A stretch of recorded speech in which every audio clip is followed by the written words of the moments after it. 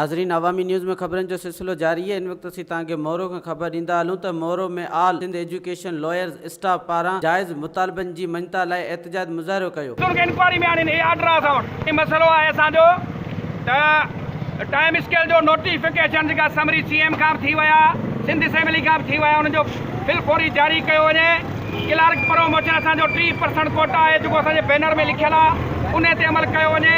9 महीननि खां 40 कोटा ते अपॉइंटमेंट थियल दोस्तनि उन्हनि जूं IDU जारी न कयूं वयूं आहिनि। ऐं उन खां पोइ असां सेक्रेटरी खां पघारूं रिलीज़ करायाऊं जेके असांजी बॉइज़ नौशरो फिरोज़ मोरो बॉइज़ वारनि हाई स्कूलनि ॾींदियूं आहिनि। गर्ल्स में असांजा 4 मुलाज़िम आहिनि, उन्हनि जूं पघारूं अञा रिलीज़ न थियूं आहिनि, उहे बकाया।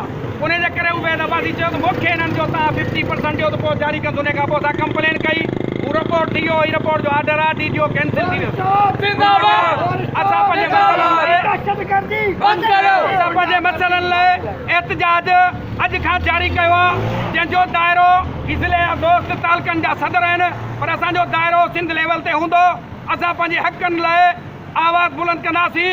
हिते सर्टिफिकेट जा गर्ल्स प्राइमरी ऑफिस मां प्राइमरी सर्टिफिकेट जा पैसा वरिता था वञनि, इहा नाइंसाफ़ी आहे। असांजे टीचरनि टाइम स्केलनि जो उनखे ब्लैकमेल के 30-40 सैकड़ो वरितो वियो, जंहिंमें खोड़ अदियूं आहिनि, जंहिंजा मूं वटि हिते WhatsApp लेटर आयल आहिनि। मां उहो साफ़ इन जॻह सेक्रेटरी जे बि कया, पर साफ़ इन जॻह बि ॾेखारींदुसि।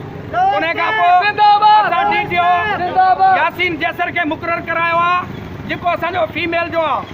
उहो सूमर खां चए थो मां मीटिंग करे कमु शुरू कंदुसि।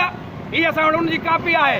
तो महिरबानी करे इन करप्ट सुप्रीडेंट उबैद अब्बासी खे इंक्वायरी में आणे इन्हनि दोस्तनि जा जेके एडवांस सैलरियूं पघारूं या डिफरेंस जा बिल रहियल आहिनि, जंहिंजा खणी वियो उन्हनि खां अधु वठी वियो आहे, उहे जल्दी असां सां इंसाफ़ कयो वञे ऐं रिकवरी कई वञे।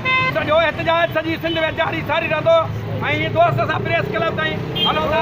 वधीक ख़बरनि ऐं तफ़सील लाइ विज़िट कयो अवामी news Facebook page, YouTube page ऐं अवामी न्यूज़ वेबसाइट।